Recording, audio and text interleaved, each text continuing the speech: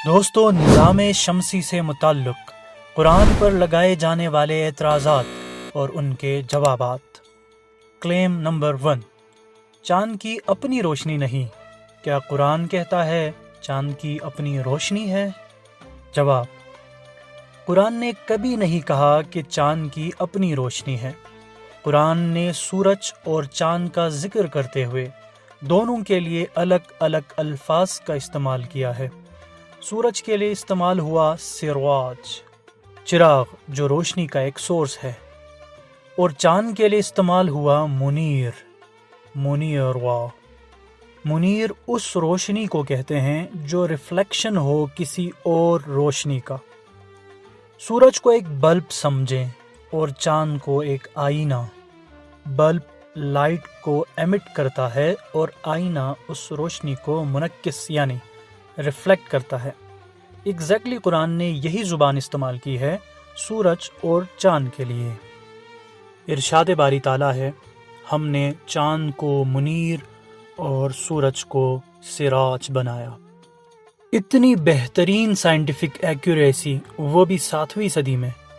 ان باتوں کو مسٹیکس نہیں، اہیڈ آف اٹس ٹائم کہا جانا چاہیے۔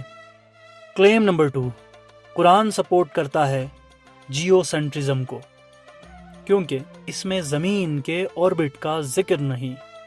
جواب: قرآن بک آف سائنس نہیں، بک آف سائن ہے، جو نشانیوں اور ہدایات سے بھرپور ہے۔ اس میں چیزوں کو اس طرح ایکسپلین کیا گیا ہے جیسے کہ ایک عام انسان کی آبزرویشن ہوتی ہے۔ ہم آج کے جدید دور میں بھی تو کہتے ہیں سورج مشرق سے طلوع ہوتا ہے اور مغرب میں غروب ہوتا ہے۔ سورج کے غروب ہوتے ہی چاند نکلتا ہے۔ کسی سائنسدان نے اسے غلط نہیں کہا کیونکہ یہ روزمرہ کی ایک عام بول چال ہے۔ جب آپ کہتے ہیں یار آج سن رائز کو میں نے مس کیا کیونکہ لیٹ جاگا تھا، ایسا کہنے پر کوئی آپ کو یہ نہیں کہے گا یار تم زمین کی روٹیشن کو نہیں مانتے۔ آپ جسٹ ہیومن پرسپیکٹیو سے بات کر رہے ہیں۔ قرآن بھی بالکل ایسا ہی کر رہا ہے۔ یہ ہمیشہ لوگوں کو ان کی سمجھ آنے والی زبان اور اصطلاحات میں بات کرتا ہے۔ اور دوسری بات، قرآن نے اگر زمین کی حرکت کے بارے میں کہیں ذکر نہیں کیا تو اس کا یہ مطلب نہیں کہ قرآن اس چیز کو نہیں مانتا۔ کسی چیز کا ایبسنس اس چیز کا ڈینائل نہیں ہے۔ اگر ایک کتاب میں ہوا کا ذکر نہیں آیا تو کیا اس کا مطلب یہ ہے کہ لکھنے والا ہوا کے وجود کو نہیں مانتا؟ کلیم نمبر 3، قرآن کلیئرلی نہیں بیان کرتا کہ سورج کا مدار گلیکٹک ہے۔ جواب: قرآن کہتا ہے سورج کا ایک مدار یعنی آربٹ ہے۔ ہر ایک یعنی سورج اور چاند اپنے اپنے مدار میں گھوم رہے ہیں۔ عربی میں فلک کا مطلب ہے گول، مسلسل جاری رہنے والا مدار، جیسے کہ سرکولر پاتھ میں کوئی چیز تیرتا رہے۔ جدید سائنس نے دریافت کیا کہ سورج گھومتا ہے ملکی وے گلیکسی کے گرد، زمین سورج کے گرد اور چاند زمین کے گرد گھومتا ہے۔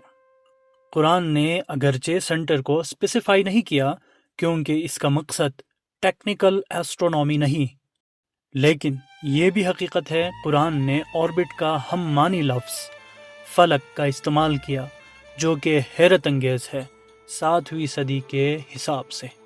کلیم نمبر 4، چاند سورج کے پیچھے چلتا ہے۔ عربی لفظ تلاہا کا مطلب ہے بعد میں آنا۔ ضروری نہیں اس طرح پیچھے پیچھے آنا جیسے ایک بچہ اپنے باپ کے پیچھے آتا ہے روتے ہوئے۔ جب آپ کہتے ہیں سنڈے کے بعد منڈے آتا ہے تو کیا اس کا یہ مطلب ہے کہ منڈے سنڈے کے پیچھے پیچھے چلتا ہوا آ رہا ہو؟ نہیں، اس کا صرف یہ مطلب ہے کہ سیکوینس وائز منڈے سنڈے کے بعد آتا ہے۔ کلیم نمبر 5، سورج کا ایک ٹھہراؤ کی جگہ ہے جو کہ اللہ کے تخت کے نیچے ہے۔ جواب: لفظ مستقر کا مطلب ہے معین وقت، آخری منزل، سٹیبلٹی۔ حدیث میں جس تخت کا ذکر آیا ہے وہ تشبیہ کے طور پر آیا ہے، نہ کہ ایسٹرو فزکس کو ڈسکرائب کرنا مقصد تھا۔ بہت سے کلاسیکل سکولرز جیسے کہ ابن کثیر نے اس آیت کی تفسیر کچھ یوں کی ہے: سورج اپنی حرکت جاری رکھے گا جب تک اس کی معین وقت نہیں آتا، یعنی قیامت نہیں آتی۔ اس کا یہ مطلب نہیں دوستو کہ سورج رات کے وقت کسی کرسی کے نیچے چلا جاتا ہے۔ یہاں ایک روحانی زبان کا استعمال کیا گیا ہے، نہ کہ سائنٹیفک میکینکس کا۔ کلیم نمبر 6، جناب ابراہیم کا یہ کہنا کہ اللہ سورج کو مشرق سے نکالتا ہے، کیا ایک سائنسی غلطی ہے؟ جواب: یہ ایک ریٹوریکل رسپانس تھا جب نمرود کے ساتھ جناب ابراہیم کا ڈیبیٹ چل رہا تھا۔ کوئی ایسٹرونومی کی کلاس نہیں ہو رہی تھی ادھر۔ اگر آپ کسی سے یہ کہیں کہ جاؤ اور کل سورج کو طلوع ہونے سے روکو، آپ ایسا کہتے ہوئے کوئی سائنٹیفک کلیم نہیں کر رہے ہوتے، آپ جسٹ اس کے پاور کو چیلنج کر رہے ہوتے ہیں۔ جناب ابراہیم نے بھی بالکل ایسا ہی کیا، اور انہوں نے اپنے مشاہدات کا استعمال کرتے ہوئے نمرود کو لاجواب کیا۔ قرآن کسی بھی سائنٹیفک ایرر کا مرتکب نہیں ہوا۔